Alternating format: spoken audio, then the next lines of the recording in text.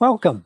This is video number 4 in our 10-part series, Losing Weight on the Carnivore Diet. In our first video, we looked at why carnivore is going to work when probably every other diet failed. In the second video, we kind of did a Carnivore 101 where we looked at exactly what you do and don't eat on carnivore and some of those food questions. And in our third video, we looked at the most important question you need to ask before you start a carnivore diet. So today's video is all about setting you up for success. Do you know when some people start a project, they set themselves up for success, whereas other people will go headlong into something and you know they've just set themselves up for failure? Well, when you start carnivore diet to lose weight particularly, we want to set you up for success. So the first and most important thing we've said about that is to start with why, and that was video number 3. But in video 4, I want to give you 3 more things that will really set you up for success if you put these into practice before you even get started on your carnivore diet. Now, the first of these is really important, and I think so many people will come unstuck if they don't do this, and that is to clear the decks. Another way I like to phrase this is to burn the bridges. That means to create a point of no return, if you like. When I first started carnivore, my wife and I got into our kitchen because that's the center of everything that matters when you're talking about a diet to lose weight. It all happens starting in the kitchen. So we went through our fridge and we went through our cupboards, our pantries, and we put out onto the bench every item that had sugar or some variant of sugar in it. Sugar is so deceptive because it has at least 50 different names, and sometimes they'll put 3 or 4 of those names in just to make it look like it's well down the list. But we put everything out on the bench that had any form of sugar in it. The next thing we were looking for was anything that had any seed oils in it. We were particularly looking for soy or canola oil in the ingredients, and we put all of that out on the bench. Anything that had ingredients in it that we could not pronounce, or anything really that had just more than 1 or 2 ingredients, because really the aim is to eat single ingredient foods. So we went through both our fridge and our pantry, and you know what? We finished up with a pretty much empty fridge and an empty pantry. And I have to tell you, our pantry and fridge was the cleanest and emptiest it had been in living memory. So we had all this space. And then we went shopping and we bought some good quality meat, some free-range eggs, and some mineral water, and some dairy products that we were going to include, and we filled our fridge up with everything edible, and everything else that we'd put on the bench got put into garbage bags and thrown in the trash. We didn't even give it away. We didn't want to give that poison to anyone else because we weren't prepared to eat it ourselves any longer. We just threw it out, and we made a clean break. So we burnt our bridges, as it were. We burnt our boats. We drew a line in the sand and we said, we're not going back. And that's what you've got to do. Clean out your kitchen because, look, I'll tell you this. If you leave chocolate or you leave some biscuits or some oats or something that you've always enjoyed eating, if you leave it in your pantry, you know what's going to happen. You will ignore it for a few days, but every time you open the cupboard, you'll see it, and eventually you'll be feeling a bit tired and a bit drained at the end of the day, and you'll reach for it, and then you'll go downhill from there because you've broken your diet. Better to get rid of it right up front. Better to be decisive and to clear the decks before you start. That's going to set you up for success. I think the second thing that you need to do to set yourself up for success is to find your tribe. You see, so many people do things alone, particularly in our modern generation. We tend to do things all on our own because that's the way we've always got things done. Now, I'm talking here particularly to guys. I think sometimes the ladies are a bit better in this department. But you see, if you're going to succeed on carnivore, your chances of success are going to be infinitely greater if you do it with somebody else.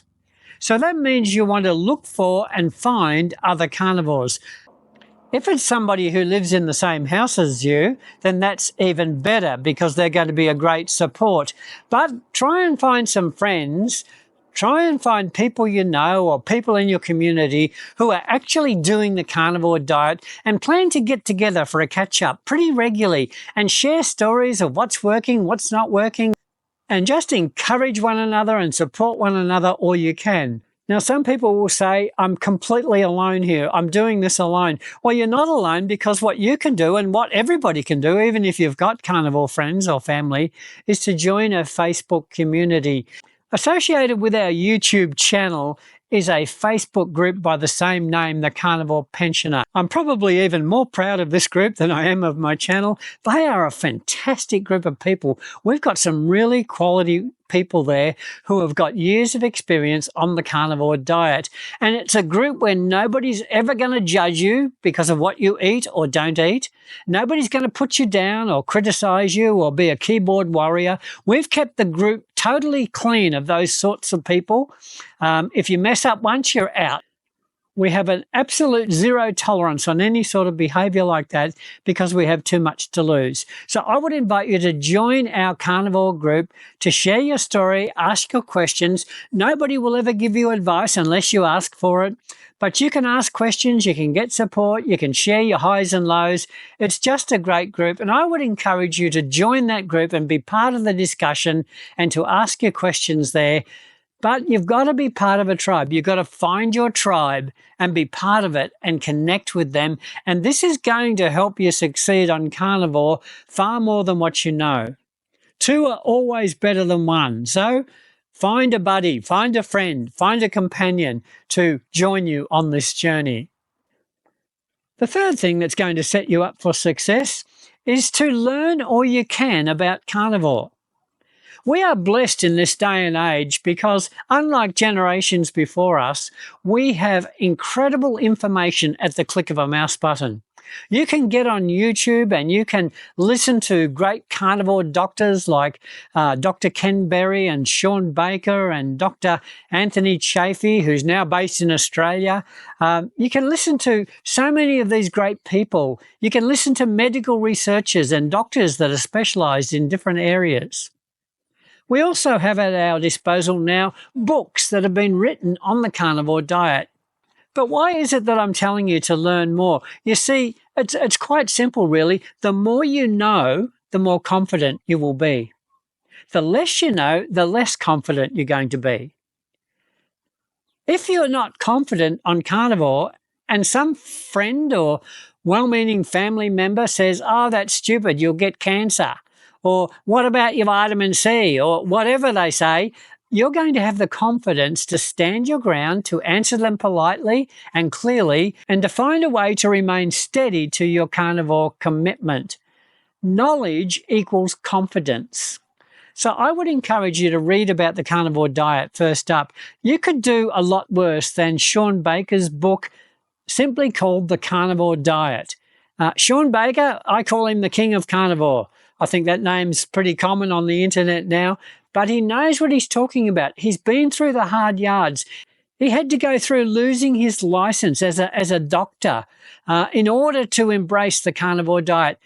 Look, he's really got the runs on the board. So I would encourage you, if you don't know where to start, get a hold of his book. You can get an audio book or a Kindle version of it or a hard copy of it, but read The Carnivore Diet by Shawn Baker.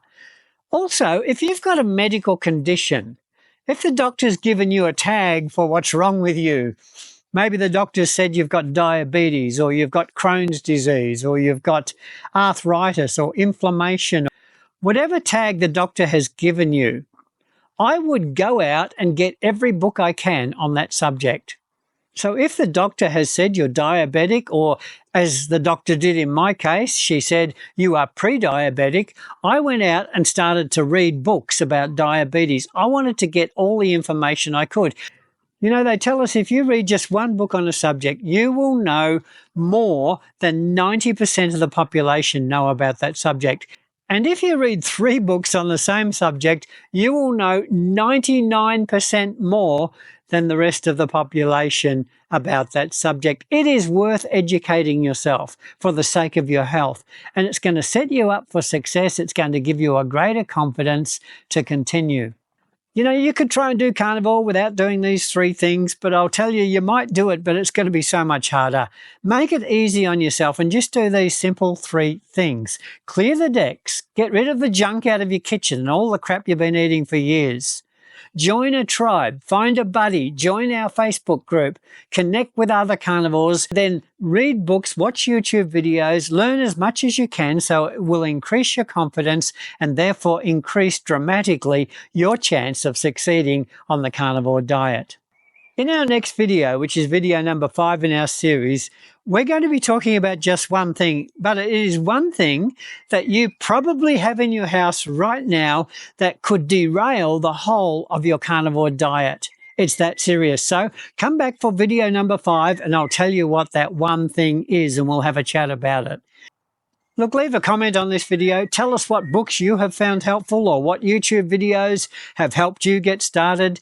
Tell us about your tribe, where you get support. Tell us what you did to clean out your kitchen and to make it easier for you. All of those things, share with us. It's all about sharing with one another. But look, thanks for watching this video today. I will see you on video number 5. And don't forget, in the meantime, keep telling your story.